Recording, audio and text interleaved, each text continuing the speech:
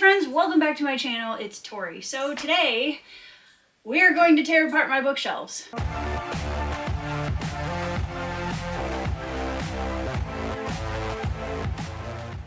So after Christmas and the holiday season and we're moving towards the new year, I feel like a lot of us kind of start up our New Year's resolutions and the things that we want to do differently the next year and all of the goals we have, whether that's reading or personal or whatever it is, and I'm no different. One of the big things that I have as a goal for 2024 is that I want to read my shelves. I spent the last year putting a lot of time and a lot of effort into building a library, which you can see behind me. All you can see in my regular videos is like this much of the shelves. So now I'm going to give you guys the full view. I thought it would be a good visual exercise for myself and for you guys to see why I am choosing to read my shelves for this coming year and why I'm choosing to put myself on not a book buying ban, but a book buying limitation, we'll put it that way. We're going to be limiting the number of books that come into the house next year because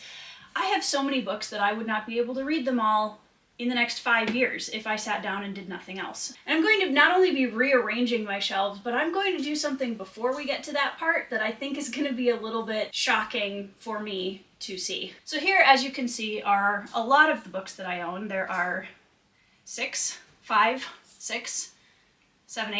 other bookshelves in my house. So this is just kind of the fantasy, and Tori is reading this currently area of the house.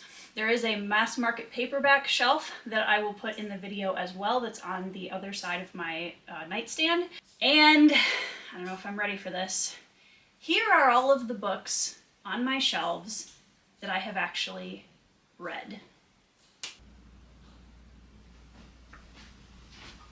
I did think it was going to be worse than this, but as you can see, I have a lot of space to fill. Okay, so this is my literary fiction, historical fiction, and memoirs shelf.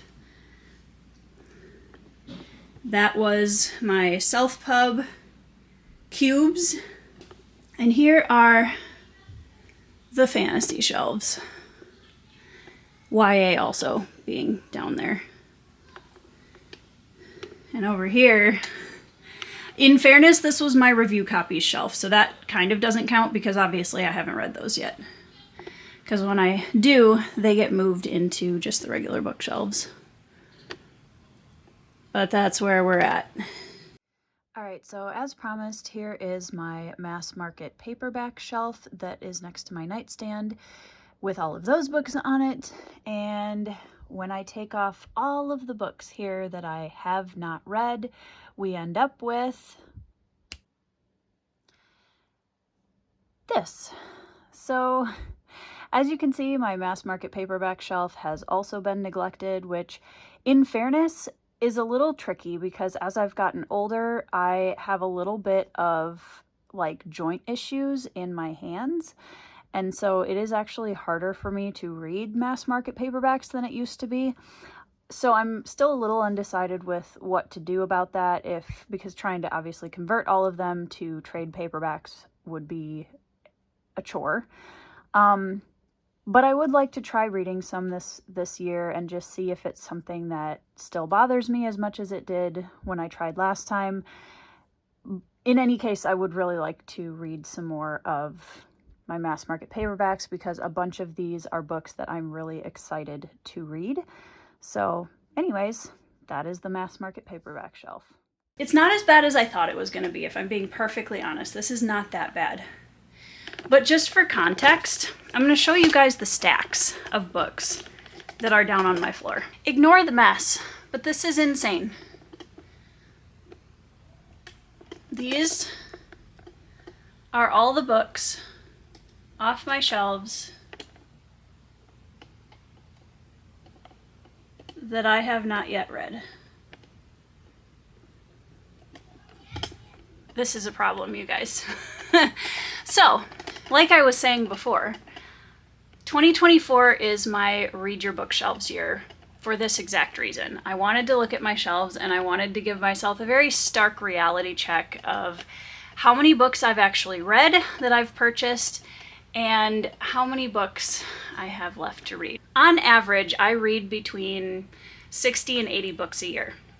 This year I'm going to read a little bit more than that, but the year before I didn't read nearly that much. So what I'm going to do is I'm actually going to rearrange my shelves. I had everything split between self-pub and trad-pub fantasy because I liked having my self-pub separate, just because I like going over and grabbing self-pub books. But I think that moving forward, I'm not going to do that.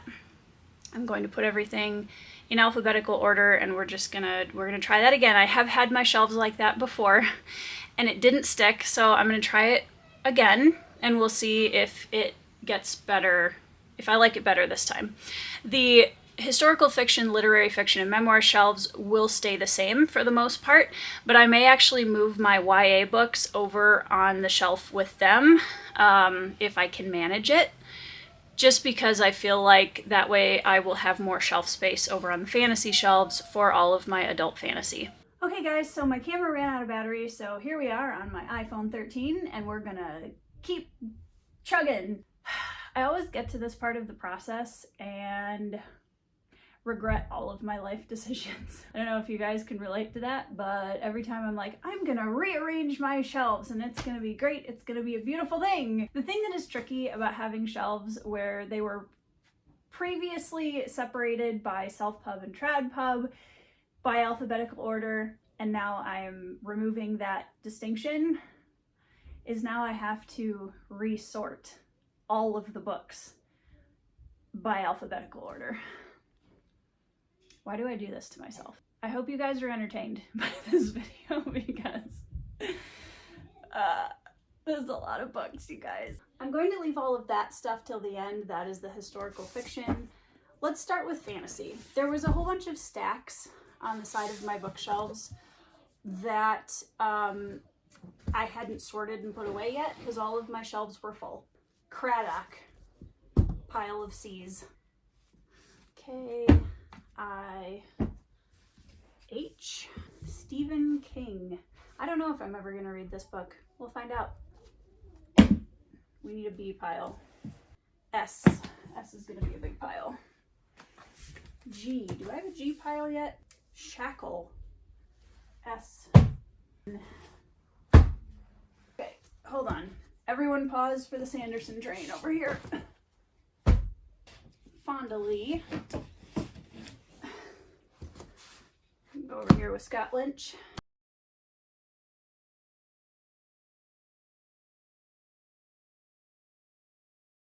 Okay guys, I have everything sorted into alphabet letters. This is still a disaster, but that's the historical fiction, memoirs, etc. shelf.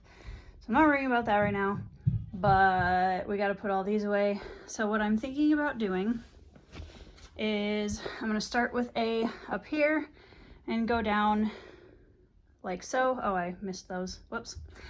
But I want to have Malazan kind of across with my favorites shelf so that that's just there. So we're just going to skip that shelf in the alphabetical order. Letter S is by far the most populous book letter, followed very closely by M and H. But I actually had more W's than I thought I was going to. So I am going to start putting things away, and I'm going to put Mr. Gwyn in his pile because I forgot about those, and we'll see what it looks like after that.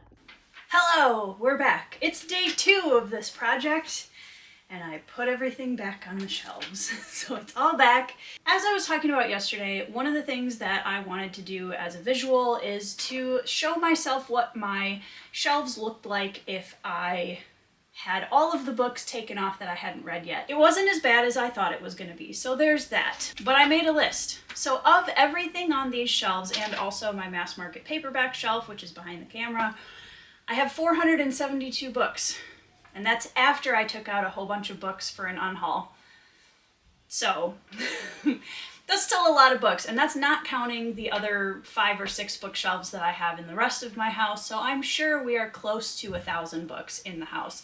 Now I'm not going to count any of those. I'm not going to talk about any of those because I've read a ton of the books outside this room, but right now these are the shelves we're concerned with.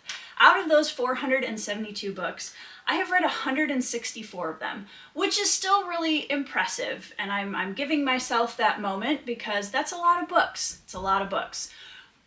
That's about 35% of everything that is on these shelves, which again, it's not as bad as I thought it would be. However, what I thought would be really interesting is taking that percentage and that number, and at the end of 2024, I'd like to see if that percentage has gone up. As I've mentioned, I want to do a Read Your Bookshelves challenge in the year 2024, and I want to focus really hard on reading through a whole bunch of these beautiful books that I have purchased in the last couple of years to build this library.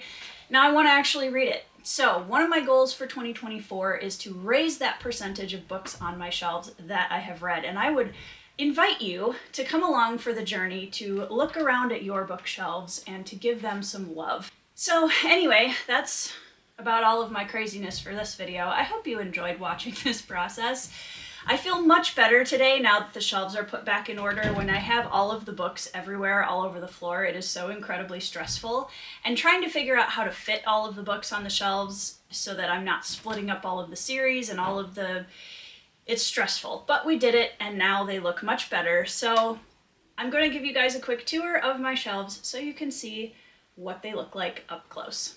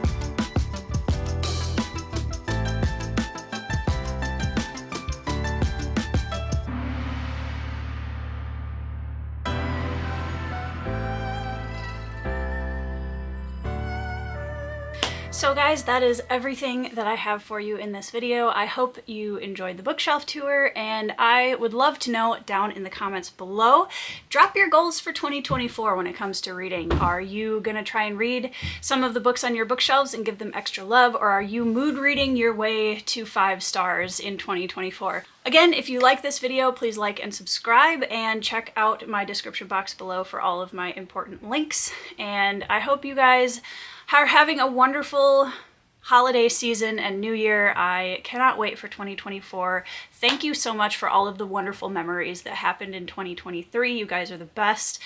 I hope you're reading 5-star reads, and I will see you in the next video.